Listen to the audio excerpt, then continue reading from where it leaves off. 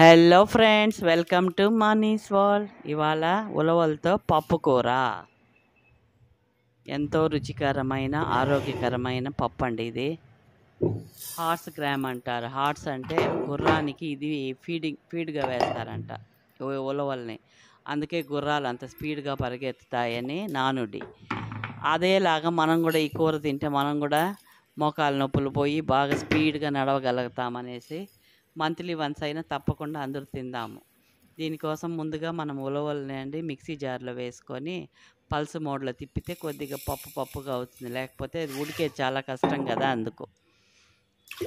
దీన్ని కావాలంటే మనం ఫ్రై కూడా చేసుకోవచ్చు అండి, డ్రై ఫ్రై చేసి కూడా వేసుకోవచ్చు. కుక్కర్ గిన్నెలోకి ఉల్లిపాయలు, టమాటాలు, మనము గ్రైండ్ చేసుకున్న ఉలవల్ని వేసి ఉప్పు, కారం, పసుపు వేసి 1 స్పూను నెయ్యి పట్టించి దానికి మూత పెట్టేస్తే పప్పు అది నెయ్యి వాసనతో గుమ్మ అనేసి ఉడుకుతూ ఉంటుంది. కుక్కర్ 6-7 విజిల్స్ వరకు పెట్టుకుంటే మెత్తగా గుమ్మ అని ఉడుకుతూ ఉంటుంది. కమ్మగా ఉండే పప్పు రెడీ అయిపోతుంది.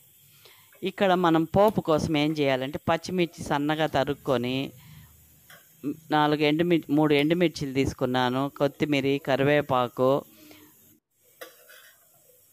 టమాటాలు ఒక 2 తీసుకొని కట్ చేసి పెట్టుకున్నాను. పెద్ద ముక్కలే కట్ చేసుకున్నాను టమాటాలని.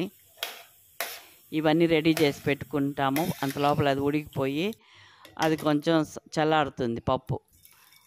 ఒక గిన్నెలో మనము ఆయిల్ వేసుకొని వడియం తెలుసు కదండి, వడియం వేసి ఎండుమిర్చి గిల్లి వేసి పోపులో మనం కట్ చేసి పెట్టుకున్న పచ్చిమిర్చిని కూడా అందులో వేసి బాగా ఎర్రగా దోరగా వేపుకోవాలి.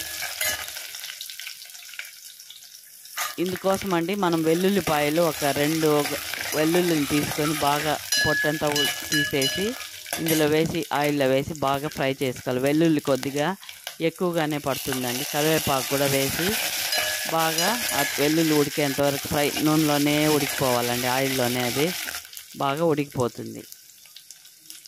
ఇంగువ కొద్దిగా వేసుకుంటే వాసన అద్భుతంగా ఉంటుందండి. కూరకు మంచి సువాసననిస్తుంది, ఇంగువ వాసన ఇస్తుంది.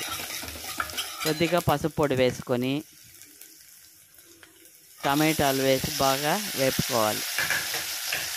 టమాటా ముక్కలు మెత్తబడేంత వరకు వేపుతూ ఉండాలి. ఈ కుక్కర్లో ఉడికించిన పప్పును తీసేసి ఒక ఎగ్ బీటర్ లాంటిది తీసుకొని, లేకపోతే పప్పు గుత్తి అయినా కూడా, చూసారా పప్పు బాగా ఉడికిపోయింది. 7 విజిల్స్ పెట్టాను. ఈ ఎగ్ బీటర్ తోటి దాన్ని బాగా స్మాష్ చేసుకునేస్తే సరిపోతుందండి. ఉలవల్ని అలాగే మనము వేస్తుంటే అది అంతగా ఉడికుండదండి. ఇట్లా పప్పులాగా చేసి వేస్తే తొందరగా ఉడికిపోతుంది. ఎగ్ బీటర్తో నున్నగా ఎనుపుకున్న పప్పుని ఇందులో వేసి పోపులో బాగా తెరలేలాగా అది ఉడికించుకోవాలి. పొంగు వచ్చేంత వరకు బాగా ఉడికించుకొని, చూసారా, కొద్దిగా సాల్ట్ యాడ్ చేసి